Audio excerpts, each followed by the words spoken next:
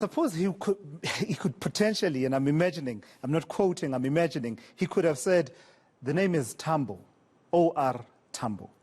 What am I talking about? Blockchain technology might just be the saving grace for Lily's Leaf Museum. They are planning to auction O.R. Tambo's spy pen gun, but not the actual item, but a 3D blockchain version of it.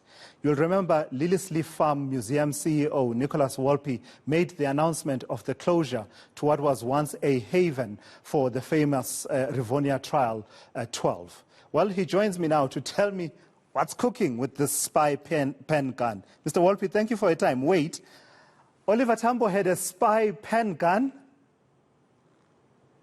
Correct. I mean, it is actually the making of a movie. It could almost be like the James Bond of the real world. I mean, nowadays, you know, when someone then shows you this kind of image of a spy pen gun in a movie, you should actually take it seriously.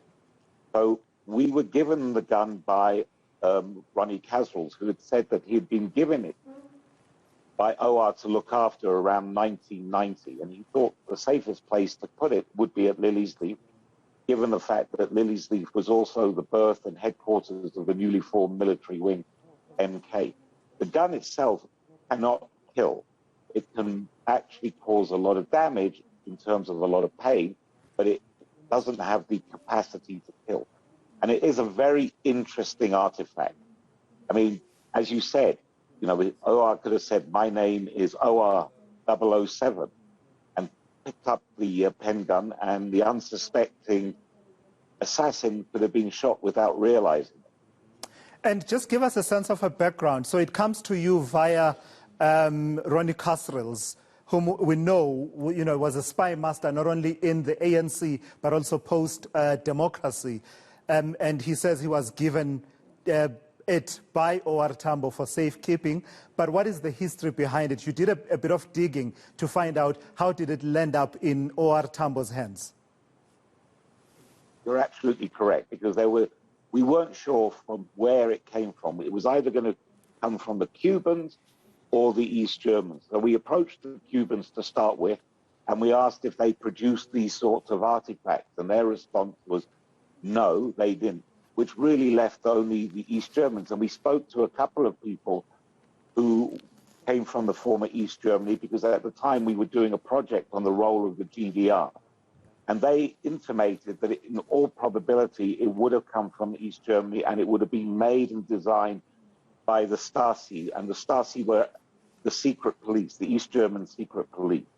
So based upon that research, based upon the input, based upon what we were told, we believe it was given by the East Germans to O.R. Tambo to protect himself from would-be assassins. Yeah, and I see that I think you're not at the Lily's Leaf Trust at the moment, and I had hoped that you would have it in hand. But nevertheless, we will try and show it to our viewers a bit later on, because I saw a video of it in one of the interviews that you did recently about the spy pen gun. But now it's going on auction, but you're not auctioning the actual item, Mr. Wolpe. What on earth is an NFT, non-fungible token?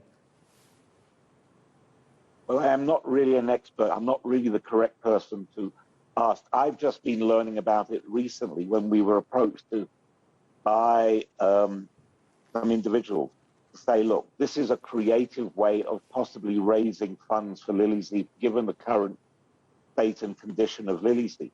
What I do understand, though, it is almost like it's in the cloud. It is a way of developing and creating a market where unique historical items can be sold, but not the original being sold. So in the sense of not selling the crown jewels of the country.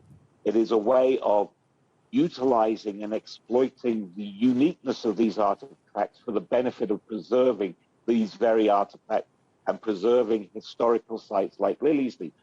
So these 3D images are created and then are sold in the virtual world, which is a very interesting, unique, and new approach. It's almost like the Bitcoin. It's an element of the Bitcoin. It's that form of cryptocurrency, from what I can understand. But for Lily's Leaf, the important thing is it provides a unique avenue to generate revenue, to ensure the sustainability, as I've mentioned, not only of the artifacts, but of the historical site itself. And I think that is the important aspect of it. It creates a new avenue, a new opportunity, and a new way of sourcing income for sites like Lily's Leaf, who have suffered particularly under COVID. Yeah. So how much interest, and do you have any figure in mind of what would be ideal for you to raise through this auction of this non-fungible token of Oliver Tambo's spy pen gun?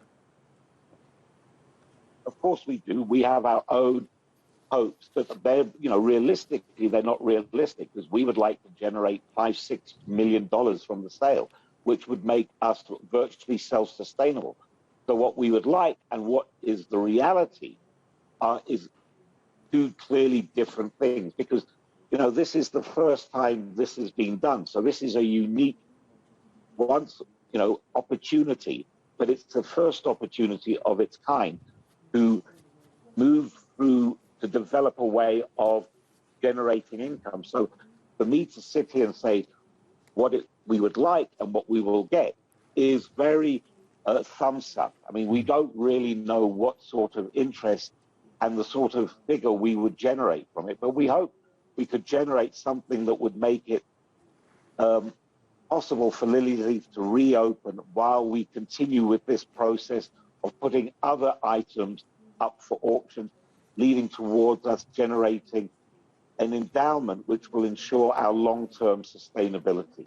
Lastly, while talking about that, the last conversations we had around Lily's Leaf Trust, which is a site of, immeasurable value in terms of our history and heritage.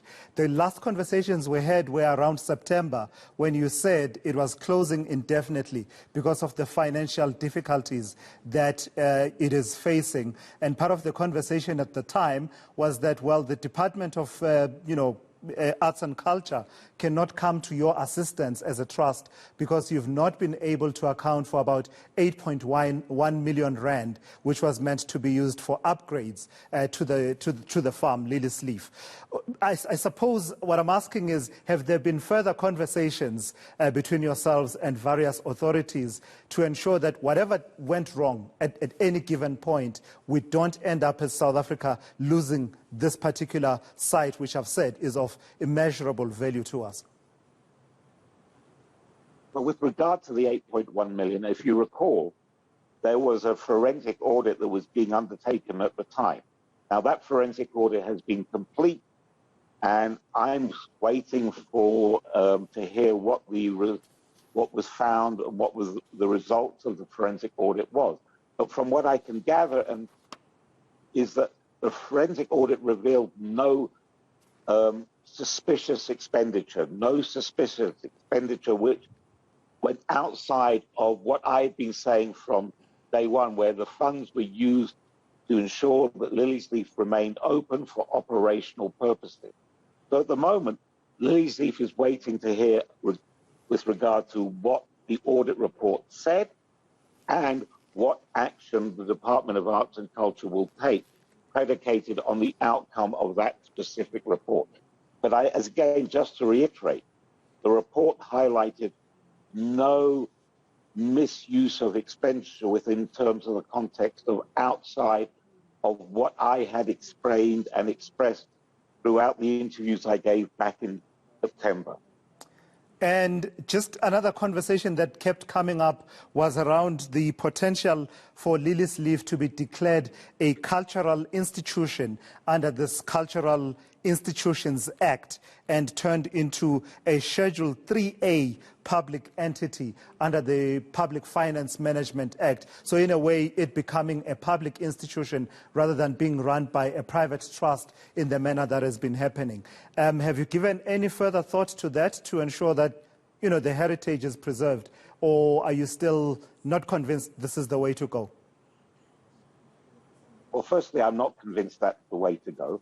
But in saying that, though, again, I would like to reiterate, there is the Cultural Promotions Act, which gives them discretion and mandate of the minister to fund institutions that meet the requirements and objectives and goals of the Department of Arts and Culture.